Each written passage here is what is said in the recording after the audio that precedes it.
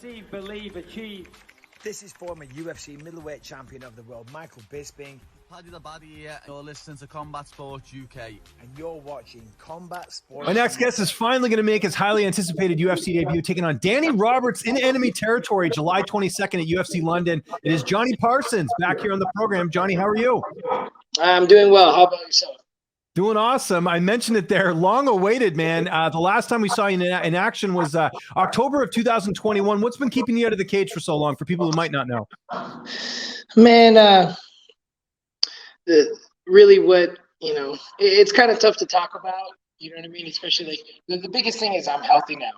I'm healthy now. I feel great. But I was having some really bad concussion symptoms where, I really wasn't able to train without getting headaches and sometimes just like completely nauseated, so I kind of was during the camp for the debut. I was dealing with that throughout the whole camp, and it just wasn't getting better, and just kind of had to make my team as a whole, management and coaches, they decided to make the call on pulling me from that fight. So yeah, and that's no joke, obviously. I'm assuming this was something that happened in training or something along those lines, or how did you did it start happening after Contender Series, I imagine, right?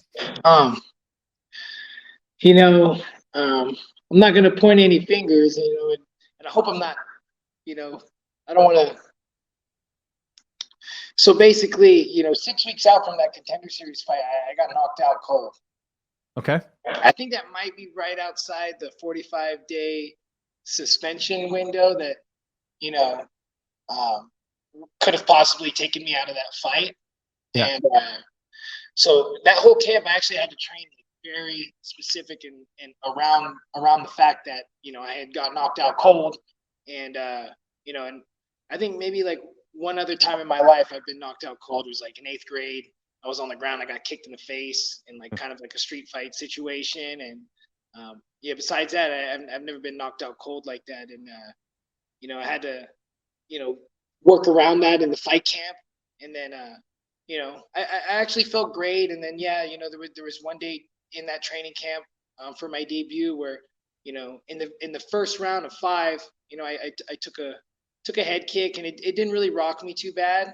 But then, after training, I had nausea and really bad headache. And then kind of from that point on, I was kind of just dealing with those really bad concussion symptoms.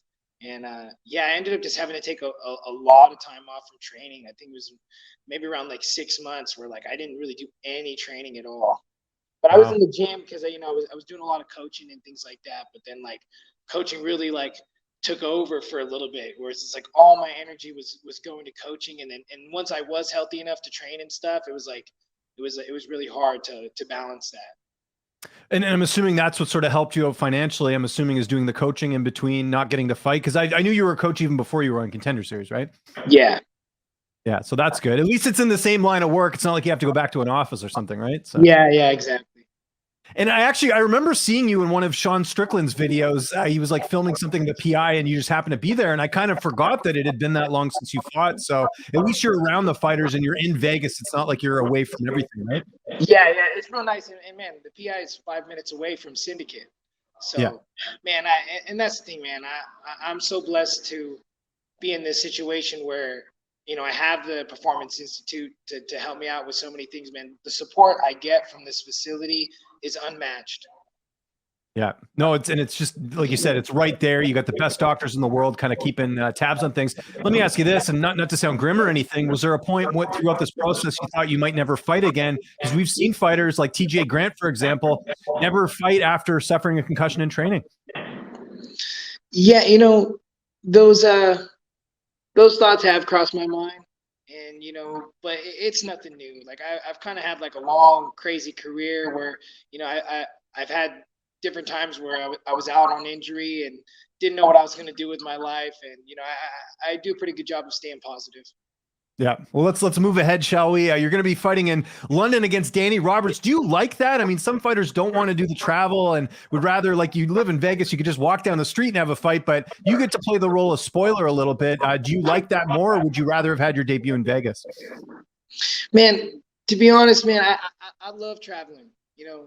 fighting has brought me to so many places. I was lucky enough to fight in Hawaii twice. I fought in China. I spent some time out in Thailand, fought out there. So I really like that. And anytime I've been to a different state, I haven't traveled too much, but a lot of times when I do travel, it's fight related. So I actually really like it. What do you know about Danny Roberts? Obviously a veteran, 18-7. How do you feel like you match up against him here? I think it's a great matchup. I think it's going to make for an exciting fight. Danny Roberts, he's in real good shape. He's a solid southpaw striker, fights real long, but then at the same time, he can also put some pressure and get in the pocket. So I think it's going to make for a really exciting fight. You mentioned Syndicate. Who've been some of the main training partners? I know it's a big gym, but who have you mainly been working with for this training camp? A handful of people. Over at Syndicate, it's nice we're in Vegas and we get a lot of like visitors and stuff like that. But man, for whatever reason, man, I feel like I'm lacking the welterweight bodies, So I got some good lightweights and some guys that are heavier and I've dropped a lot of weight in this camp. So kind of during training, a lot of times I was training with heavier people. But most recently, I started doing some extra work at a gym here in town called One Kicks, and a long time, friends with the owner of that gym, and it's been good to get some different bodies, get some rounds with the Enchiquani brothers and also some other solid strikers that they have over there. That sounds so good variety by the sounds of it. Again, Syndicate, you got your kind of pick of whoever, you get the visitors, and then you mentioned the extra work there with the Enchiquani brothers. So that's really cool. You mentioned dropping the weight. How's the weight cut going? I know when you've been out for a while, it's sometimes tough to stay on that diet of trying to get down to 170. How's all that going? Yeah, man, to be honest, I probably maybe would have got a fight sooner. Once I was, healthy and cleared to fight, the weight is kind of what I struggled with for a while. And finally, once I got booked, I just, it's like that now or never, rise to the occasion mentality. And it's just like, once the fight got booked, it was just really easy to just dial in and focus. And yeah, I've lost like 30 pounds in the. Good for you, man. That's awesome. So I'm feeling great, man. I feel so great. And I was like, I was almost feeling like, I had eaten myself into a depression. Like, It's addictive, man. Like we do. I mean, people don't talk about it enough, but a lot of people do eat when they're stressed, right? And it's no different than having drugs, and to a certain degree, because your mind is trying to achieve something from having that, right? Yeah, definitely. So, I struggled that for a little bit, but man, once I was so lucky enough to get booked like about 15 weeks out. So it was just like, all right, this is my chance. Like, I didn't dedicate, all my life to this, to like throw this opportunity away. So it's like, once I got booked, I dialed in and did what was needed to be done. You mentioned wanting, possibly being able to have fought sooner. When were you looking to fight? Like if the weight wasn't an issue, when were you actually like cleared and able to take your fight? I think the second half of 2022, like, oh, really? Okay. Cleared, yeah. Okay. Gotcha. Well, that's good. I mean, again, it's good you didn't rush back into something that, wouldn't have been ideal. And like you said, the weight's down as well. What about the actual trip to London? Like, when are you heading over there and who's going with you? Who's going to be in your corner? I'm flying out Saturday. We got Coach Trauma and Coach Wood going to be in my corner. Nice. I'm also going to bring my wife. I'm gonna let her be in the corner with me. She's been a great supporter throughout my whole career, and she wants to come, and I'd rather her be in the corner than like out in the crowd somewhere where I'd have to worry about her, So yeah, no, that's smart, man. That's good. Always nice having a familiar face there on fight week too, right? So. Yeah, definitely. And the coaches aren't gonna get there till later in the week, so I'm getting there on Saturday, and it'll be nice to have my wife out there with me and enjoy sightseeing in London,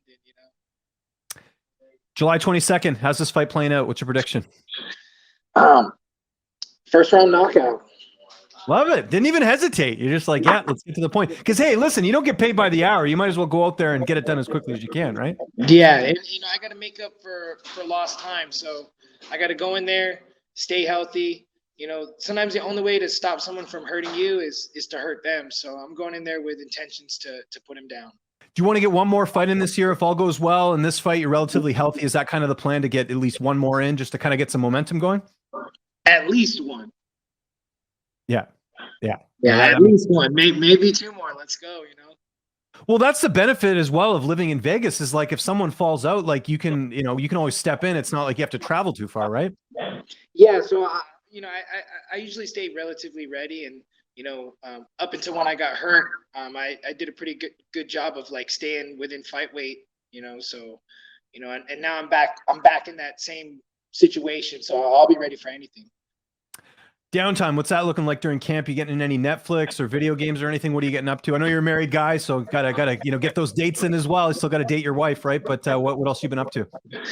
Man, not too much. Sometimes I just sit around and do nothing. I got to do a better job, but yeah, spending time with the kids and stuff. Yesterday it was my son's birthday. We went to the water park. We had a ton of fun.